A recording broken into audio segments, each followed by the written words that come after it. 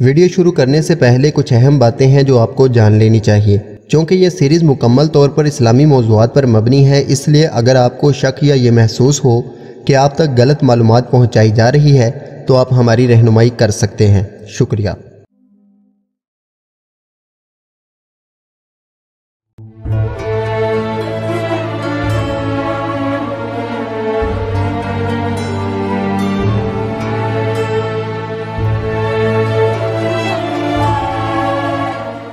السلام علیکم ورحمۃ اللہ وبرکاتہ۔ عزیز دوستو، میرا نام ہے محمد رسول اور آپ دیکھ رہے ہیں ڈسکور اردو نالج۔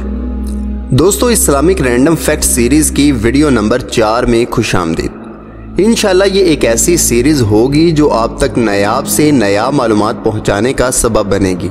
اس سے پہلے کہ مزید گفتگو کی جائے، حسب روایت آپ سے گزارش ہے کہ ہمارے اس منفرد چینل کو سبسکرائب کر لیں اور ساتھ میں موجود بیل آئیکن کو ضرور دبا دیں تاکہ ہماری ہر نئی آنے والی ویڈیو کی نوٹیفیکیشن آپ کو مل سکے۔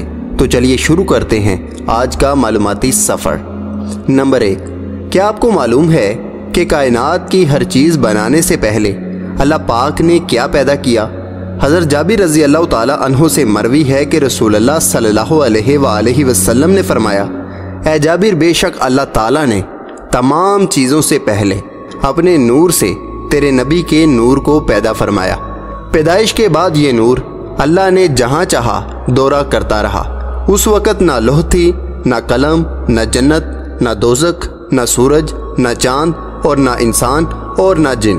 اس کے بعد اسی نور سے تمام مخلوقات کی پیدائش کی تفصیل ہے۔ نمبر 2، ہم آج تک یہی سوچتے رہے ہیں کہ جنت ایک ہے اور ہم جنت میں جانے کی دعائیں بھی کرتے رہتے ہیں، لیکن آپ کو جان کر حیرت ہوگی کہ جنت ایک نہیں بلکہ 8 جنتیں ہیں، جن میں پہلی جنت دارالجلال ہے جو سفید موتی کی بنی ہوئی ہے، دوسری جنت دارالسلام ہے جو سرخ یاقوت کی ہے، تیسری جنت الماوا ہے جو سبز زبرجد کی ہے، چوتھی جنت الخلد ہے جو زرد مونگے کی ہے، پانچویں جنت النعیم ہے جو سفید چاندی کی ہے، چھٹی جنت دارالقرار ہے جو سرخ سونے کی ہے، ساتویں جنت الفردوس ہے، اس کی ایک اینٹ سونے کی ہے، ایک چاندی کی، ایک یاقوت کی، ایک زبرجد کی اور 11 مشک کا ہے، آٹھویں جنت عدن ہے جو ایک سفید موتی کی بنی ہوئی ہے اور تمام جنتوں سے بالاتر ہے۔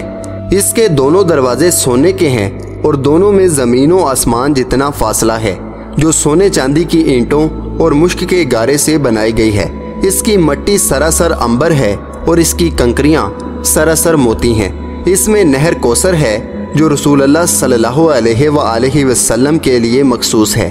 اس کے علاوہ نہر کفور، نہر تسنیم، نہر رحیق، پانی، دودھ اور شہد کی نہریں بھی اسی میں ہیں۔ نمبر 3، کبھی آپ نے سوچا ہے کہ جب بھی ہم دعا کرتے ہیں یا اگر کوئی وفات پا چکا ہو تو ہم تمام جنتوں کا کیوں نہیں کہتے؟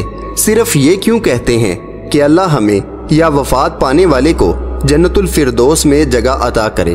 اس کی سب سے بڑی وجہ یہ ہے کہ رسول اللہ صلی اللہ علیہ وآلہ وسلم نے فرمایا، جب اللہ سے مانگو تو جنت الفردوس ہی مانگو، کیونکہ وہ جنتوں میں سب کے بیچ اور سب سے بلند ہے اور اس پر عرش رحمان ہے اور اسی سے جنت کی نہریں جاری ہوتی ہیں۔ تو یقیناً اب آپ کو معلوم ہو چکا ہوگا کہ کیوں جنت الفردوس مانگی جاتی ہے۔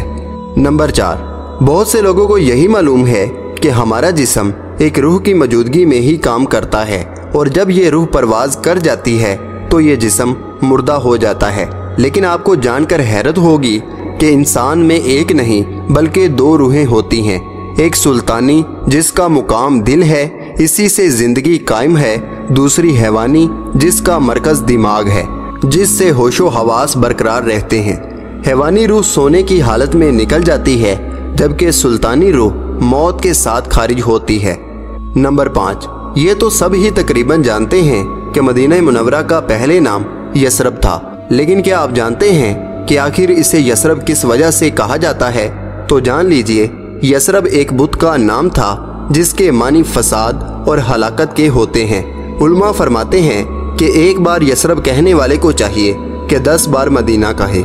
نمبر 6، اگر آج آپ کسی بھی انسان کو پوچھیں कि हम किसी को कत्ल कैसे कर सकते हैं, तो वो आपको एक नहीं बल्कि सैकड़ों तरीके बताएगा कि हम किसी को कत्ल करने के लिए चाकू का इस्तेमाल कर सकते हैं, आग का इस्तेमाल कर सकते हैं, किसी को ऊंचाई से गिराकर उसे मार सकते हैं और बहुत से तरीके हैं। और चूँकि आज तो जदीद तरीके आ चुके हैं और इतने तरीके हैं कि कातिल का भी मालूम नहीं होता, लेकिन आपको जानकर हैरत होगी कि जिस इंसान ने दुनिया में पहला कत्ल किया था, इसे ये भी मालूम नहीं था कि मैं इसे कत्ल कैसे करूं।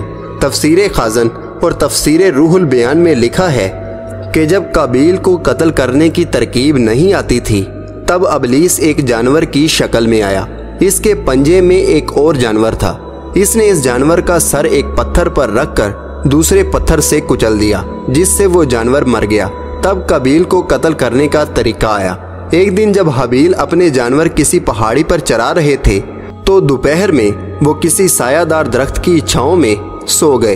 तब काबिल ने बड़ा वजनी पत्थर इनके सर पर मारा, जिससे इनका सर कुचला गया और वो फौत हो गए।